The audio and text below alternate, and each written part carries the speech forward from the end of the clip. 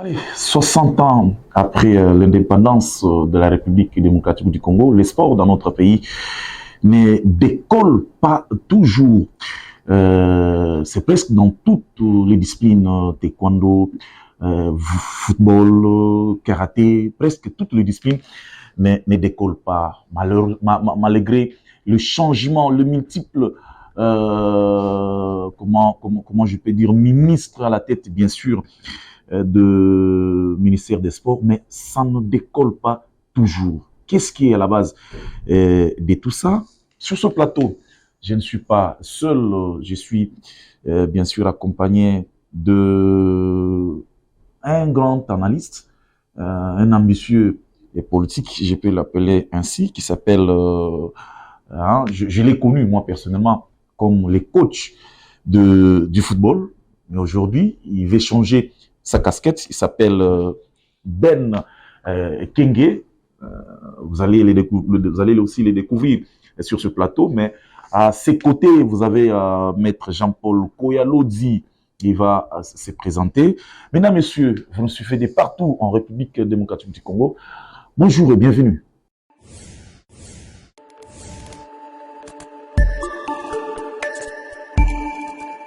Allez, comme je vous avais dit que sur ce plateau, je ne suis pas seul.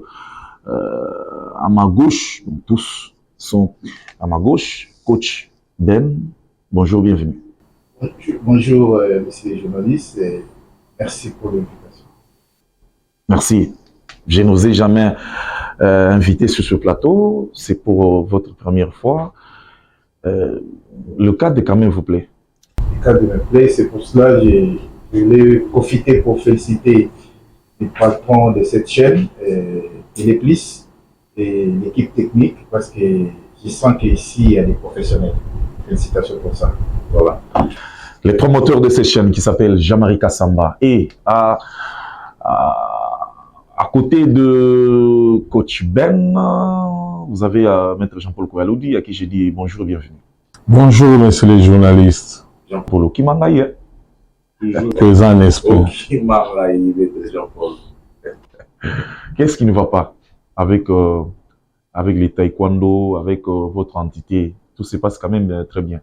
Avec le taekwondo, avec l'entité, le taekwondo qui nous reste, tout va bien parce que nous venons de former les nouveaux arbitres pour la Fédération congolaise de taekwondo parce que tout commence en bas. Nous avons eu à former 8 nouveaux arbitres. Maintenant que je suis en train de parler ici, ils sont en train d'arbitrer au niveau de Sainte-Bernadette, au Moamba. Donc, pour moi, c'est une grande joie. Voilà. Une satisfaction. Les arbitres, partout, on appelle l'élément déclencheur des incidents, des troubles. Quand même, et pas Nabino Bozo mettre quand même accent sur Bango pour un déroulement à combat et les Kamalam. Non, c'est aussi les coachs, règlement et discipline bien fait. Créer un désordre dans le combat parce que les arbitres,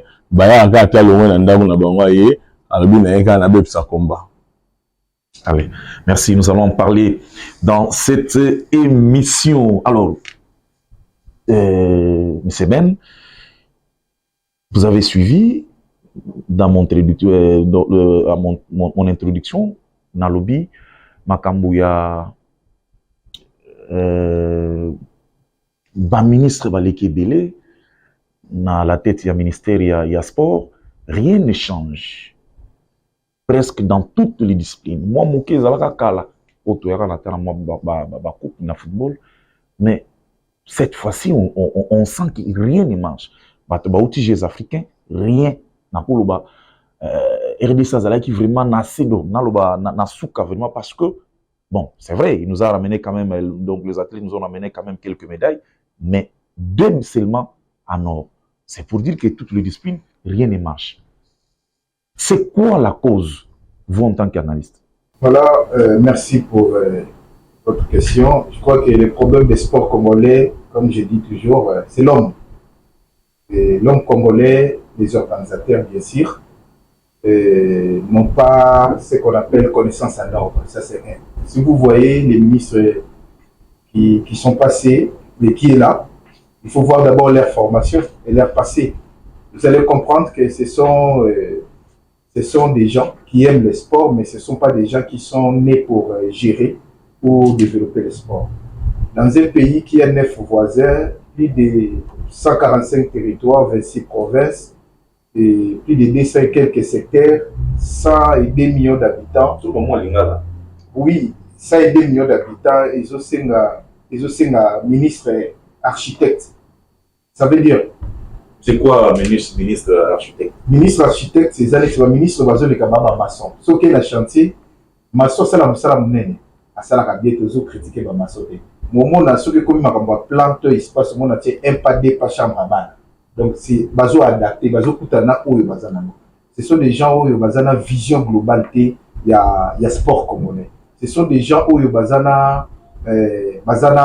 connaissance en ordre et baza bactère, il y a sport moderne. Il y a un moment que sport à Congo, problème dans le numéro 1 en ce que par exemple, sur le plan, non, des 3 axes.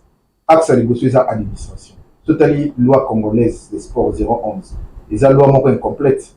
En plus, c'est une loi qui n'a jamais été appliquée. Voilà, applicabilité n'a pas sous et pose un problème à ma cas. C'est pourquoi? Parce qu'il faut des textes d'accompagnement. Autobengi va arrêter, note circulaire, ou accompagner loi.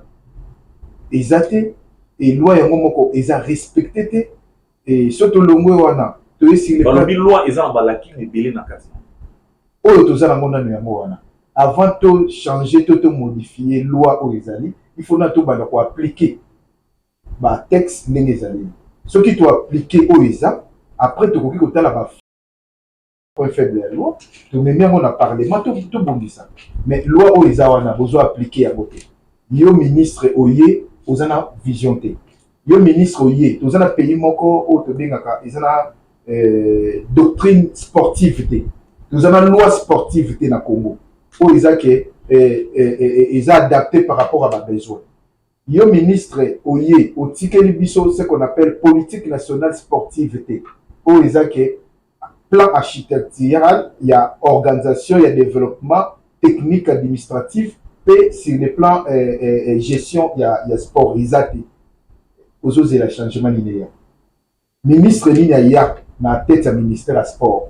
A bengi bino presto a bengi ba sportif abi tala plan d'action nangai to tala politique nationale à sport il y a 30 ans na 30 ans to koma boy sport a Congo ko za la bonne là déjà ya na bon je crois avant est-ce que vous avez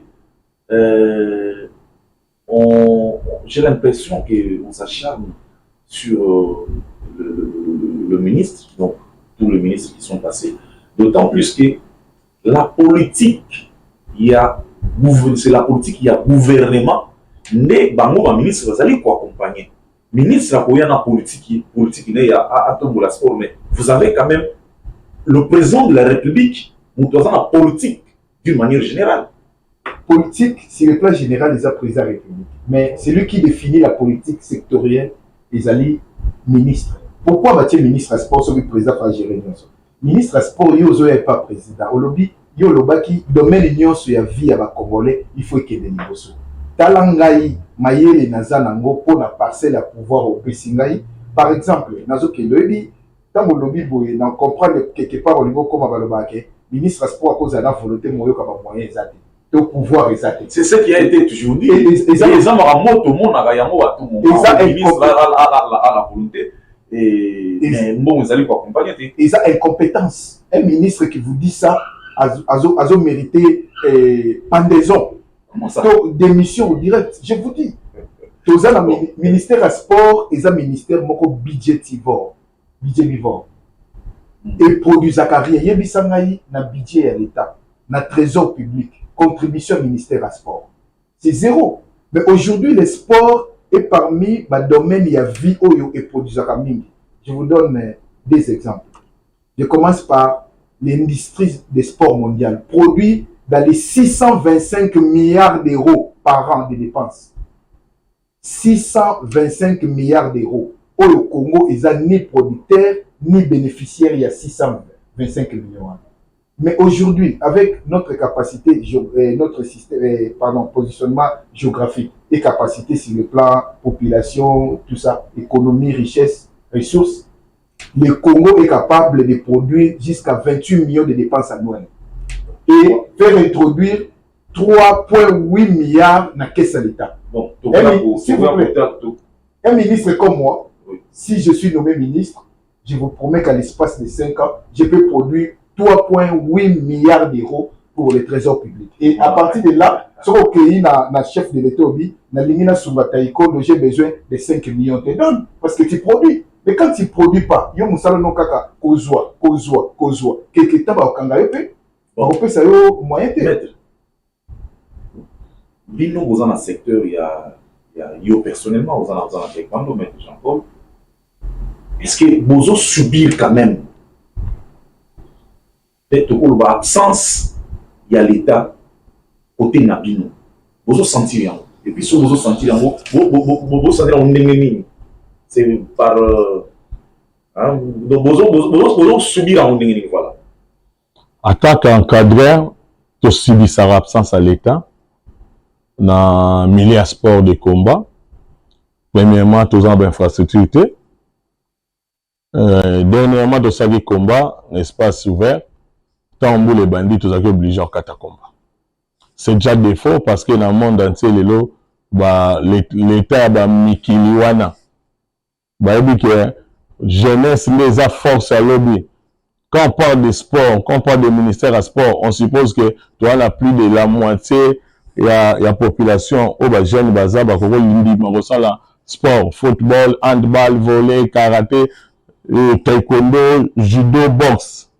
Mais ce qui est politique gouvernementale, ils ont encadrement et jeunesse d'être au développement.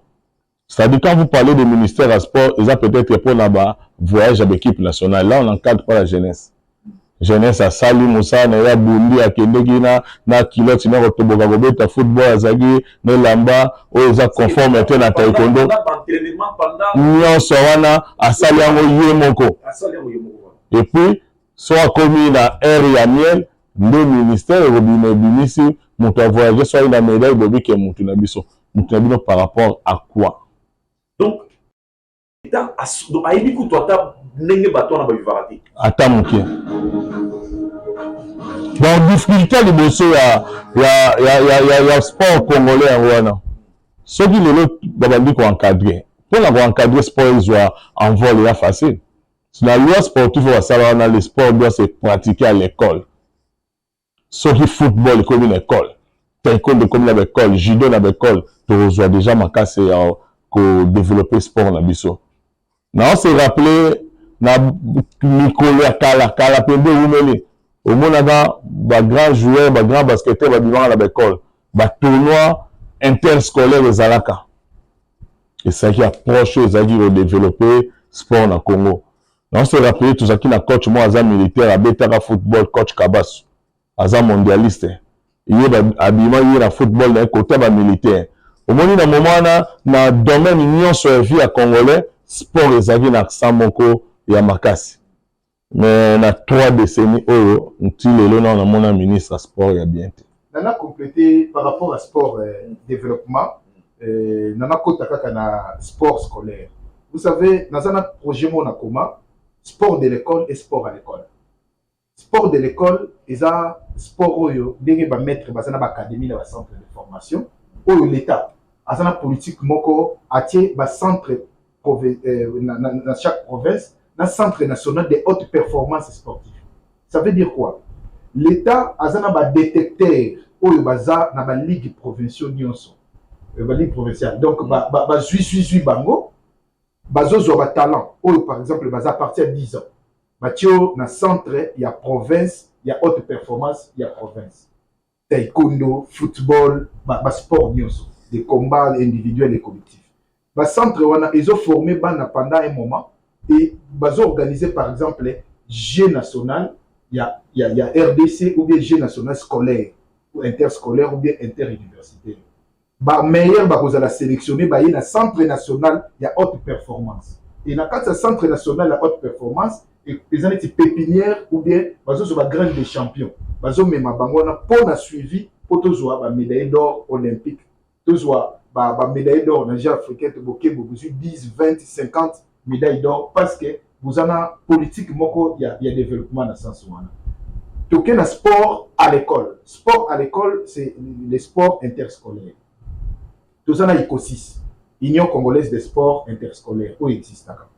Est-ce qu'il organise un championnat? Est-ce qu'il y a selon la loi, je crois dans les articles 80 quelque chose, la loi dit coach Ben. Bon, tout le monde, Ben, c'est Ben, au lieu de coach Ben. Vous aimez quoi? Je suis à l'aise avec toi. Coach, c'est ça. Coach Ben. Oui. Vous avez noté que c'est juste pour nous, parce que mon ya babilo konyoso pour saler et ça écoute dans le gouvernement. Mais si vous allez par exemple, beaucoup de gens comme on est Kazadi, par exemple, on est Kazadi, il y a le ministère de la Finance. Vous savez le peut-être? La personne secret, mon rapport à sport interscolaire. Dans 6 phrases dans le lobby par rapport à sport interscolaire. Ce qu'on suit déjà, loi et lobby, personne ne peut enseigner contre rémunération des activités physiques et sportives à la République démocratique du Congo. Mais tant qu'il y a des écoles sur le Congo, primaire et secondaire, il y a des professeurs et éducation physique, il y a des salaires et à l'État. Est-ce que ces gens-là sont habilités? Ils n'ont ni un brevet, ni un diplôme équivalent. Mais ils ont enseigné. Chaque journée, c'est le ministère des Sports qui octroie, qui transfère les pouvoirs d'organisation dans l'entité autobénie, la fédération, le regroupement sportif particulier. Est-ce que suivi les alliés, est-ce que contrôle les alliés? Zéro.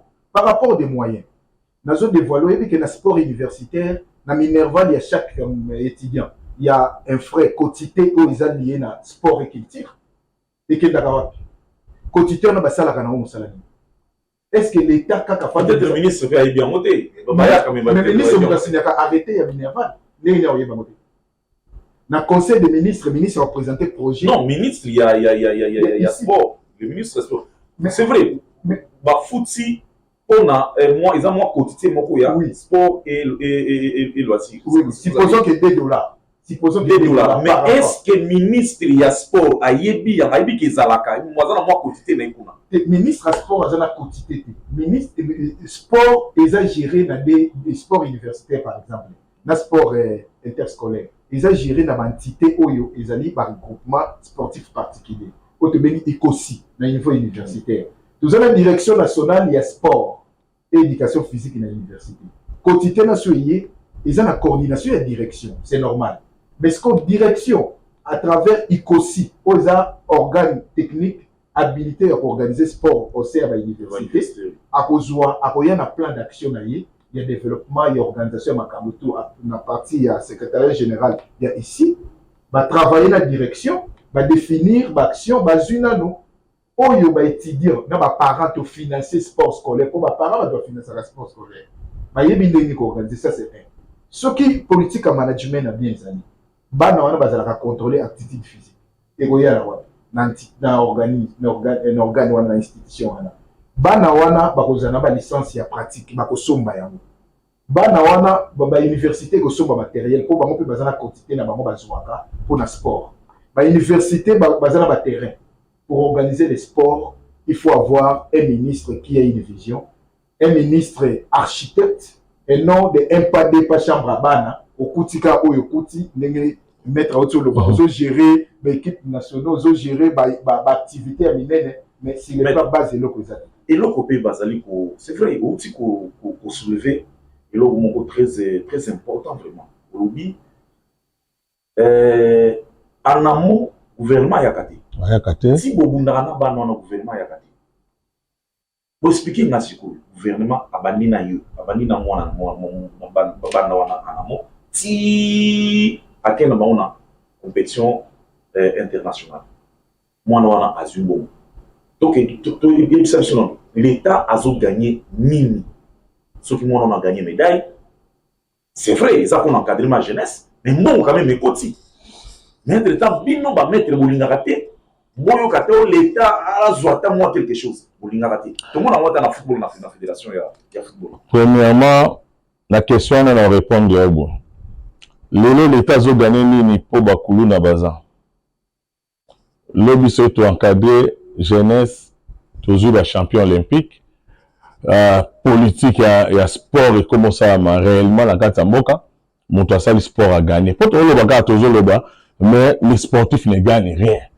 Dans tout ce qu'on fait comme compétition. L'État va patron, il faut gérer. L'État ne gagne rien par rapport à les compétences des gens qui ont la charge de diriger les sports. Ouais.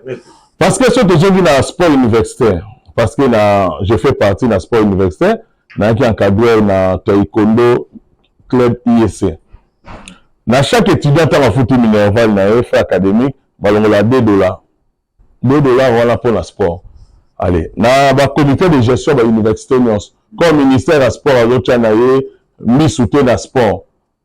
Comment organiser dans le mois de mars, marche à santé à maman.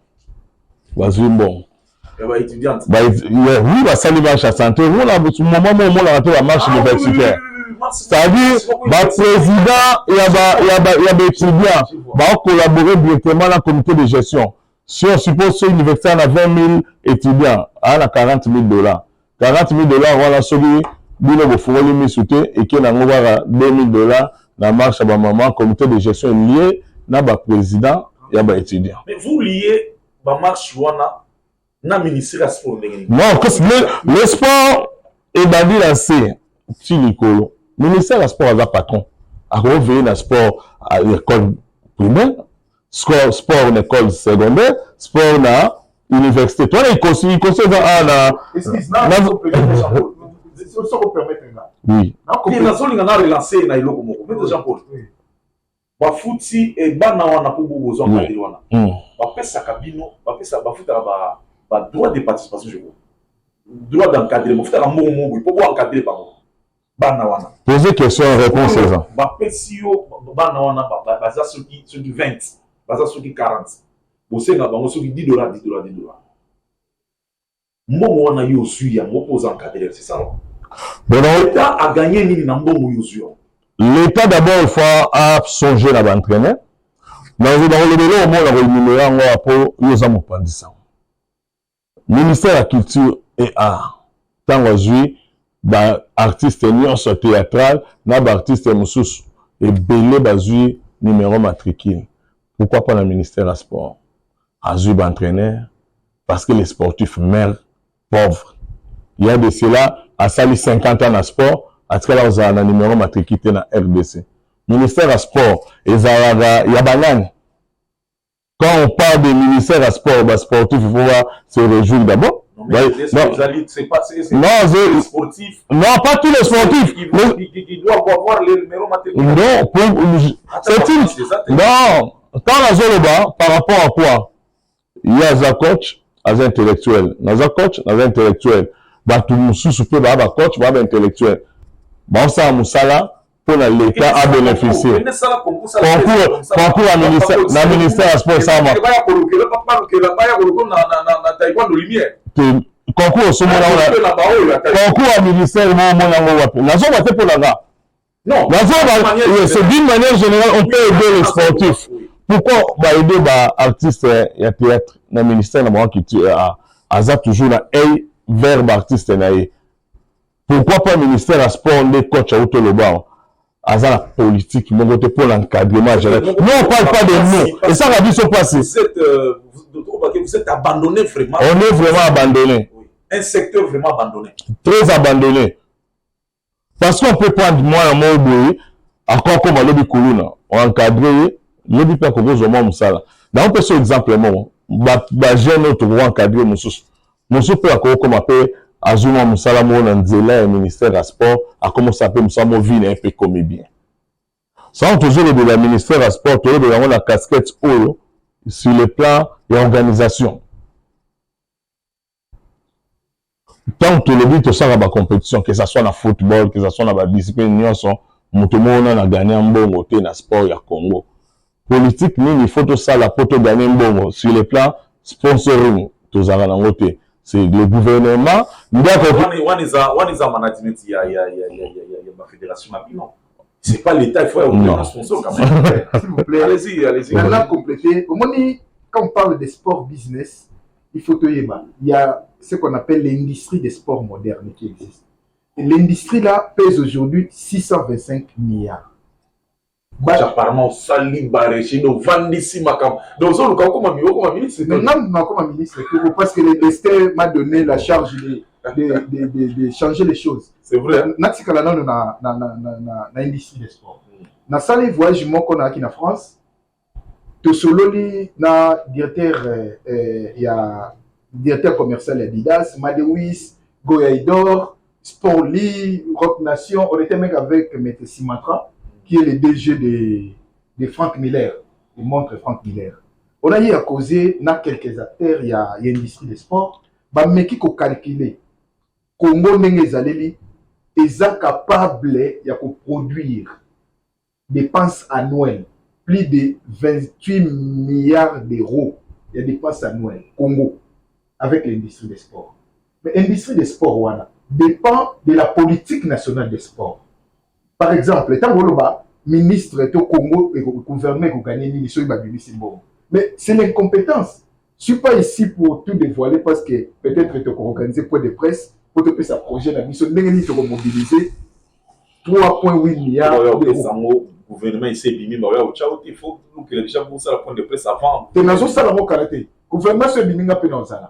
Mais dans ça, on a un point de presse pour compléter, pour napé ça ba sportif on va mettre confiance que moto azo yato moto aye aza moto moko aza na vision ya ko définir ba makambo les autres. Ça c'est un. Industrie wana pour s'installer il faut ba conditions ezala établi ba texte ezala clair ba ye ba pour bango ba za ba investisseur tant que zo ya na taekwondo je vais investir comme Adidas, je vais produire ba équipement de la fédération. Real de Madrid gagne plus de 125 millions d'euros chaque année. Kaka, Nenge Adidas Salat. Aujourd'hui, si Vita Club, ils ont gagné ne fût que 1 million chaque année dans Adidas. Aujourd'hui, organisation Vita Kozanamo, peut ma résultat Vita produire. Et imaginez que 5 clubs congolais, Bazana va sponsor ou l'industrie de sport va s'installer dans le Congo, Bazo peut savoir 1 million. L'Inafoot, n'a qu'à 5 sponsors. Ou bien 5 équipementiers wana ya ba club bango tout ba yé pe na l'Inafoot ba ko tia présence na bango avec seulement 500 000 euros. Il y a l'Inafoot a besoin même pas les vendeurs des illusions.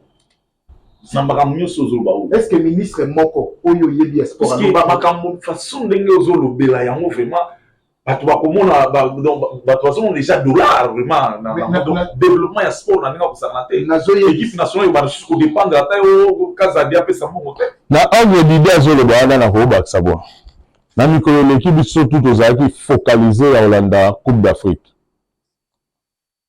tant tosali premier match nini toleki omonaki ndenge biso bacongolais tosomba bavarese mais so ça passe varese wana moto na moto akommande na Turquie na ndenge na sénégalais chinois indien mais soki bavarese wana eza focalisé peut-être na fekofa dinga akotisa mbongo te bamillion de dollars na bavarese oyo moto akosomba bavarese moko $20 nalati dobok oyo bakomi Corée soki na ordre d'idée ya industrie de sport bakomi RDCA biso tout osomba pour fédération congolaise de taekwondo zwa mbongo est-ce que fédération congolaise de taekwondo ozanga mbongo donc eza la politique gouvernementale moko fait salama pour aider la fédération aider sport de la base et mata pour que soki moto asali sport neti souci oyo azala nango eza ke tosali championnat na mois d'août ya bana mike ntina 15 ans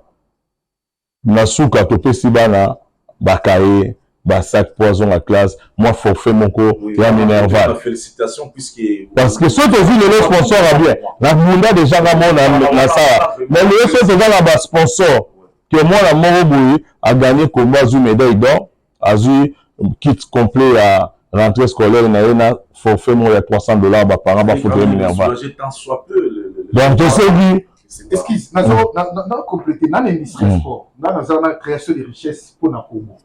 Na peu ce exemple, Cristiano Ronaldo a signé na Arabie Saoudite. Tant a signé droit télé Arabie Saoudite et Mati. Et comme na ba Canal Plus ba tout balandi et championnat Arabie Saoudite. Au moins ici quoi même mon toi Zalaki ayebi ku toi ta ba jouer ya na Arabie Saoudite na minute yo ba vandi balanda pas Cristiano qui si quoi tant bozolo ba ke l'état ko gagner. Imaginez que on crée des champions, on crée des stars dans chaque domaine, dans chaque sport. Batouana en Afrique va comme célèbre dans monde ba ba médaille d'or. Ba presse on ba sani. Ba landa bango ba histoire na bango ba ya. Et ça on ba zo ya na championnat o ya zo bunda na Congo. Pour aller qui s'amène la chaîne na championnat côté à droite télé. Et l'État zo bénéficie parce que Zali parmi Batak générateur il y a des recettes. Au moins que l'État a gagné pour investir ça qui fédération a gagné pour organiser bien et athlète a gagné pour pratiquer. Oui. Et tout le monde gagne. Et TLP, tant a commis suivi. Joueur au Dimat Koti, sponsor baillé belé, annonceur baillé belé. Tout le monde gagne. Tout le monde gagne. C'est la politique, c'est la vision globale des choses. C'est pour cela, je profite si vous me permettez, na lancer message mon corps, na bateau basambelaka. Ozake, ceux qui basambeliza mayoka mabonde ni maman. Vous avez un candidat qui s'appelle M. Ben King. Il est architecte des sports. Un monsieur que le destin a envoyé pour les changements positifs de notre sport. Priez pour moi. Que Fatia Monanga. Na kota na mutema na ye. Azwa biki na ye atia komo na ngai na ordonnance ya ba ministre. Nazo yebisa bino que sport a Congo ko changer et biso nyoso to ko gagner l'espace kaka ya 5 ans. Tu vas au budget. Tu vas au finance. Tu vas au comme yo préféré na o na sport. Sport eza place ko générer ba recette belé. Na ordre bibiana lelo so totali na mikili nyonso bato bana mbongo eza ba sportif lelo bato azolanda politique na mboka na biso RDC mututu nga koma député yo mona na mboka nini bato fois za la 28000 candidats pour bakoma na bazwaka 500 na assemblée nationale ba pauvre ça dit ba valeur mususu to boni yango to koma mona kaka lelo po mutu abonga politique. Donc, c'est-à-dire que c'est la Mukonza Mboka, na mandat autopécie, en tout cas, à la côté sport. Si le sport est bon, bah, tu bénis bon de la politique. Ah bon, c'est la sport. Ministre de sport, il y a rien, il y a déjà pas semblé pour naïe, il y a choix, le président de la République, il y a choix sportif. Je vous complète. Il y a quelque chose qui m'arrive, qui me passe à la tête. Il y a quelqu'un qui m'avait dit, au moni bar nyonso na bar nyonso na moka mobimba. Bar wana bafutaka $10 na ministère de sport. Donc puisque le ministère de sport est loisir. Ça veut dire que tu vends na bar, tu mets la masanga, on est à loisir. Donc, ministère à sport, et j'ai demandé à une dame qui m'a dit, Bisoto futara, ma futara $10, mais chaque 3 mois, donc chaque trimestre, futara $10. Je m'imagine, babar nyoso tozana mona Kinshasa oyo. Babar nyoso tozana mona Congo, na ba hôtel, puisque na président ba hôtel, monsieur ça l'appelle na babar na kati. Oui. Alors, est-ce que c'est un problème il y a que parce que nous n'avons pas de ministre, comme vous le dites, qui sont des visionnaires, pour canaliser les fils à oyo, pour comme ça, marambo ya ke ba athlète va kende. Biso talandenge to tolali na mabele. Talandenge tolali puisque tala ba pesi biso primité et si là. Donc le point c'est on n'a pas des hommes capables. Voilà, je vais m'expliquer par rapport à ça. Au moni loisir na ndo lobby, bah si j'étais à loisir toi na bango ba na 3 catégories. Catégorie A, B et C. Catégorie B, c'est appréciation, inspecteur, et agent ou agent dans le terrain. Oui. Tant que le bar, ils ont un mobile au monde. Il y a catégorie C. Oui, ça dit, n'a pas ça exemple, il y a un bar. Nous avons une catégorie C. Nous avons une catégorie B, site touristique, banil, tout à foutre en bon dans le loisir. Mais moi, on les a canalisés, ils ont fait ça fait force sport, parce que entité où ils gèrent, ils ont des DGI, des DGRAT, des régie financière et des provinces.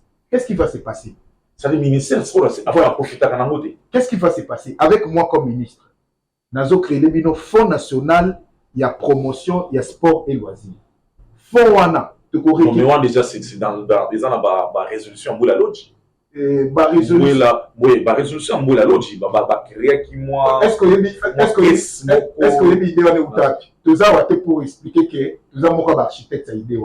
Ce n'est pas utile. Mais je vous dis, l'enfer est pavé de bonnes intentions. Ce sont des intentions qui se prolongent par acte. Mais moi, je ne suis pas pavé de bonnes intentions. Je suis un acteur du développement. C'est pour cela que je vous parle des effets. Il y a des actions au biso tokoli kosala. Fond wana et qu'on récolte un bon wana nyo sur loisir et qu'on canalise bon. Fond wana, on dit que même la licence va jouer. Les fédération et joue à Mbongo. Fédération, bateka la licence. Ba fédération, ba ça la transfert et ba jouer. Est-ce que ba foutre la taxe non? Taxe c'est foutre à maraté. Mais ceux qui les ont voyagé. Ceux qui m'ont limité, ça les marche. Les leçons vite à mon limité, l'équipe a TV. Mais qu'est-ce que vous produisez comme fédération, comme taxe? Les lots, Mbappé Pamba, je vous parle de Mbappé. Mbappé compte ça des 65 millions par an dans la taxe en France. Mais joueurs ni les Congolais à côté ça même $1000 dans la taxe dans la caisse à l'État. Exactement parce qu'il n'y a pas une politique. Je vous dis, je vous reviens. Sport, ils en ont bon, mais ils en ont visionnaire. En plus, ils ont la crise, il y a visionnaire. Voilà, nous allons parler des football cette fois-ci avec cet élément de les clubs Roby du championnat de l'entente provinciale de football de Kinshasa qui est sorti premier du groupe 2 avec 42 points. Cette formation qui est à sa 3e participation au championnat de l'EPFKIN et son président était devant la presse pour faire une mise au point et concernant la position de son club et pourquoi pas jouer bien sûr la première place pour aller en Ligue 2. Suivons le président de Roby, Roger Bissimo.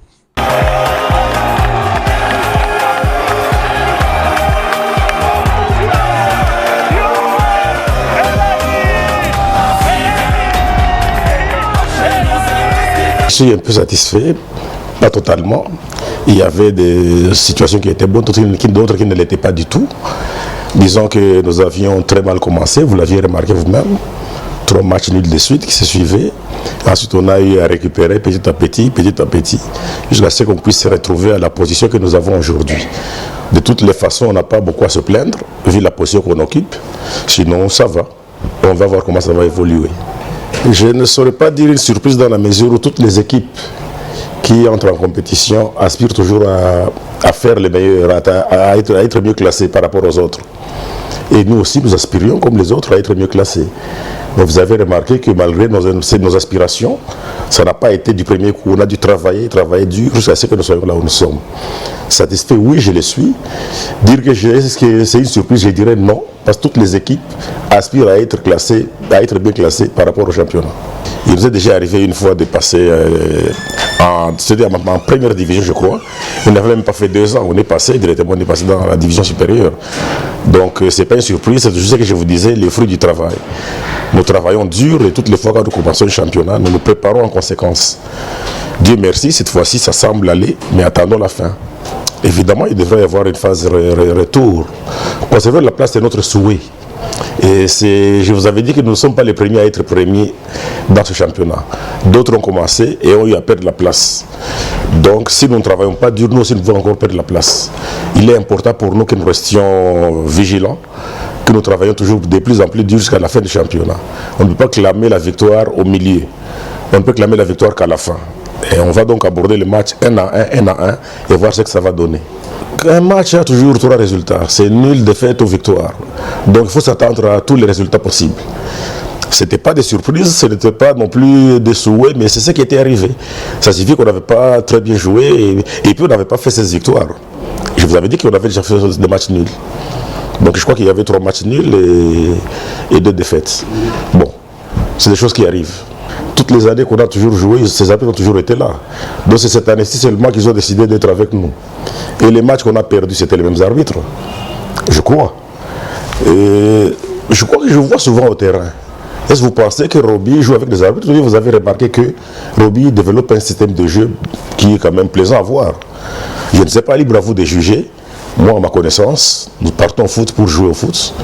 Et les arbitres sont là, ont été désignés par l'entité. Par l'entité, c'est tout. Le reste, ça ne me regarde pas. Si les gens pensent que nous jouons avec les arbitres, il n'y a pas de problème. Mais moi, je sais que nous préparons nos équipes très bien.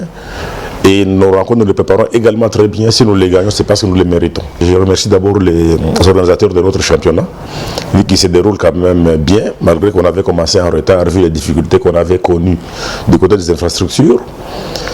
Ils se sont quand même débrouillés, on a pu nous attraper quand même de l'espace pour pouvoir jouer. C'est déjà une bonne chose pour nous. C'est quand même le championnat qui est le plus en vue ici à Kinshasa. Et j'ose espérer qu'il en sera toujours ainsi, même si le retard qu'on a connu fera qu'on ne puisse pas terminer le championnat en jouant tous les matchs, ce qui aurait été un plus pour nous tous. Ça permet à nos joueurs d'être en jambes, mais bon, à l'impossible nul n'est tenu, nous allons terminer les jours où nous allons terminer. Les jours où l'entité voudra qu'on termine, donc on terminera. Et Dieu seul sait quelle position nous occuperons ce jour-là. Voilà, nous allons continuer avec cet élément de boxe. Nous allons parler de la satisfaction du général Luyoyo, le président bien sûr de la Fédération nationale des boxe, qui s'est dit très satisfait pour la moisson de l'année lors de Jeux africains par ses poulains. On les suit. Les Léopards boxe de la RDC ont fait mieux au 13e Jeux d'Africains Ghana 2024. Je suis très content des boxeurs. On a beaucoup de talents, comme vous le savez. On a ramené, on s'est battu jusqu'à la fin. On a mouillé les maillots, l'hymne national au niveau des Jeux africains. Coup de chapeau aux boxeurs. Les ambassadeurs congolais ont raflé 11 médailles, dont 2 en or, 5 en argent et 4 en bronze. Motif de satisfaction pour le numéro 1 de la Fédération congolaise de boxe, Ferdinand Ilunga Luyoyo est très fier de la prestation de ses pugilistes. Je tiens à remercier beaucoup de boxeurs aujourd'hui. Vraiment comme performance, coup de chapeau aux boxeurs. On a fourni beaucoup d'efforts pour avoir ne fût-ce que 2 juges au niveau international, 2 étoiles. Prochainement, on a vraiment besoin de former beaucoup des arbitres pour que nous puissions avoir aussi des arbitres 3 étoiles, 2 étoiles.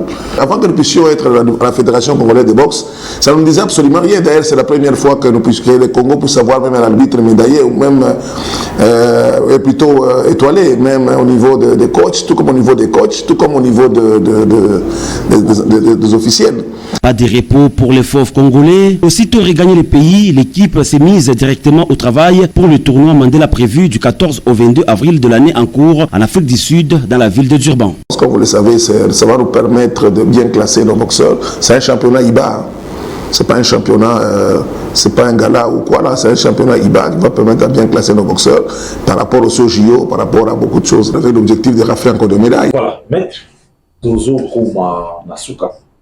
Alingi tolobela muke panayo taekwondo lumière et ça biso quand même programme et puis quelles sont les activités tobeta masolo ya club lumière kala tobeta masolo ya taekwondo kala vous êtes sur le plateau oui koyeba quand même comment vous organisez na bambo na bino ta ya muke bokai peut-être ata ko pesa ba na bino balia mais vous préférez quand même vous sacrifier na ba jeune.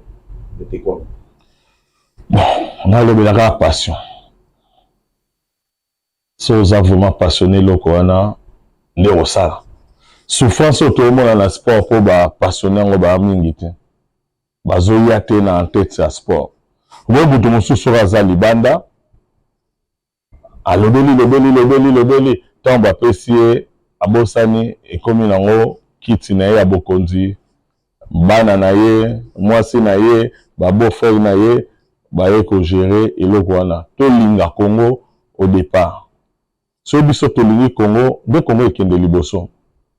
Omoni coach azala musani asalaka na passion à football, à se donner na football, na passionné à taekwondo.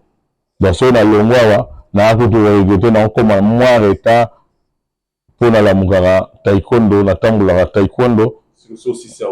Nazokende Maison de France, so na sisi na Maison de France na ke na taekwondo club lumière baoyo. Donc journée na mobimba na pasango na sport. Obimisa déjà combien est-ce que vous en avez dans l'équipe nationale? Puisque moi je vous ai connu il y a longtemps quand même on s'est connu. to bunda quand même pour la formation à bana. Est-ce que vous avez même na bana dans l'équipe nationale ou bien ils allaient pas poterie? Là aussi c'est un problème. Bon, je vais plus parler de Taekwondo Club Lumière de Bandai au départ. Donc, santé Taekwondo Club Lumière, Reza Kitoko. Donc, on comprend. Club Lumière, mais aux autres, quand même, oui, dans un formateur, je mourrai formateur. Donc, je suis un des alliés. Donc, dans la ban, la génération à former. Donc, de tout le santé, ça bien. Il y a Club Lumière et puis santé entité dans là, on a dirigé Kin West, ça bien. Dimanche, l'équipe à 31 mars, nous avons un tournoi PAC, na contre-attente à Taekwondo Kin West. Nous avons profité qui lancé l'arbitre na biso de format qui n'a marché. Tout le monde est déjà premier stage d'Abango, c'est bon. Le lobo a deuxième jour d'Abango stage na Sainte Bernadette. Na monument besoin tamboula bien. Et puis tu projeté dans le mois d'août championnat à Bana. Tu profiter dans le moment de la vacances. Championnat à Bana en contre-attente. Et puis dans le contre Club Lumière, tu préparer le pique-nique de Dogenara na Kinkole. Na Bana. Parce que Bana, dans le mois d'août, Bana baza ba vase vide au bisombe to kotsa biloko. Ba matière to kotsa ba parents ba pesi biso confiance pour te transformer vie à Bana. Donc, dans le cadre, il y a Makambona, tu zaka te, tu sangisi ka sport, et puis tu côté c'est la Bana, à part sport, moi, j'ai pour l'encadrement là-bas. Dans le mois d'août, déjà, bilo ba pandi sango, boya aux championnat, ya munene, ya kitoko, ya taekwondo, Kin West. Avant de commencer dans le mois d'août, tu as un championnat, et tu as un combat miko.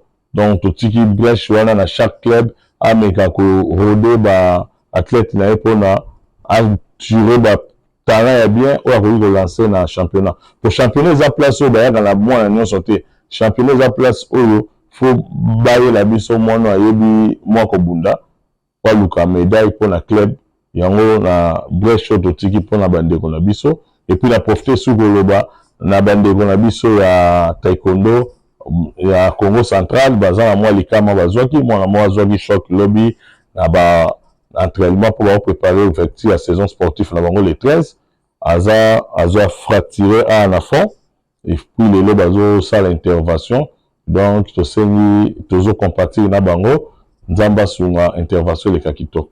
Merci beaucoup, maître, coach. Na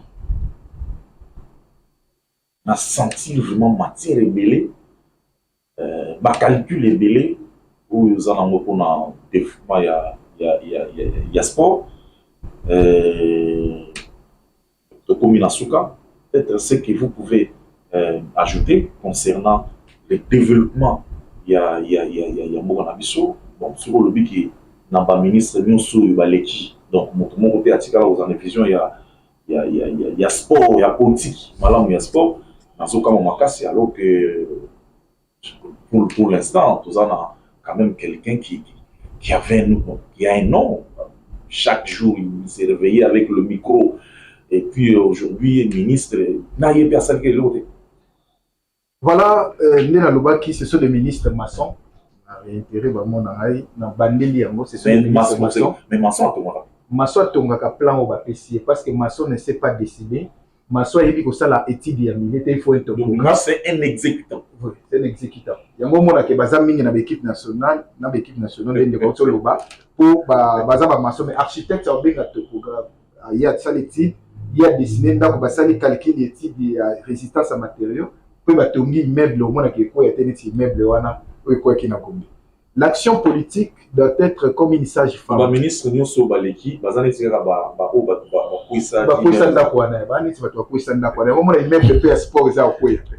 voilà, l'action politique doit être une sage-femme qui aide une société à mettre au monde les meilleurs avenirs possibles. Son rôle est de sauver la mère et l'enfant. Une sage-femme, ce qui retient la maternité, azobotisa. Azana des rôles. Il faut dire que ça na moi no azana zem na maman. Moi na oyo azana zem eza ba sportif. Maman eza sport. Ba ministre ba leka ki baza ba sage-femme te yango mona ke ba morne ezaki mingi na ba projet sport. Nga na sage-femme. na mission. Na kobikisa na mama na mwana. Pour tika na botisa sport à Congo. C'est ça le message. Na cause le sous puisque maram to sololi donc vous allez au revenir à mabibele où je voudrais que tout ça là vraiment émission Mobimba. Vous avez vraiment Mobimba. On a aussi dans la direction pour nous avec ça à 15 minutes comme ça. Tout ça là vraiment émission tout là que ça va. Alors merci d'avoir répondu à notre invitation.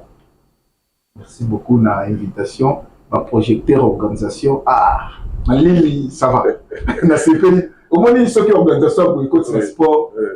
Maman bien. Merci beaucoup. Maître Jean-Paul Kaloudi. Vraiment merci beaucoup. Nandenge Oyaki na pour répondre à l'invitation Nabiso. Tout ça on a pour Nayo ou Kima Biso Kala. Je crois que surtout ça peut-être na coach Ben na semaine oyo ou tozo banda. Je crois que attends dans fin tout ça peut sur Nayo. Pour tout le pays sur ta mambedele ou ya peut-être na baba petit sous format na bana sous ta club lumière ça tout le bilan. C'est bon. Merci Bisoko qui m'a bien noté pour bino boza bapandisang. Donc ceux qui bino zaneti moto sombi kwanga ezana makasa. Moto ayoba te kwanga neza pembe toza mwindu. Donc o biso salara po batu bayoba photo kutana bapandisang. Batu musu la cité bazoyeba que sport évoluera bien dans le Congo po batu baleki na etando inene balobela makambo wana. Moto ayoba ndeni ke ba ministre yana baza ba maçon soki ba architecte ba l'équité baloba ke biso nde to sala ba plan. Donc merci. C'est sur ces points que nous mettons un terme à cette émission, chers téléspectateurs. On avait reçu pour vous Maître Ben Kenge, qui est coach, mais un analyste sportif, aussi politique. Et puis Maître Jean-Paul Kouyalouti, qui est le président de l'entente des Taekwondo King West. Puis les patrons du club Lumière. Club Lumière, club Taekwondo, l'autre club. Plusieurs clubs Lumière, donc. Voilà, c'est un plaisir de savoir que vous étiez nombreux devant vos postes télévisés pour suivre cette émission. On va se retrouver après. Et bon, suite des programmes sur nos antennes.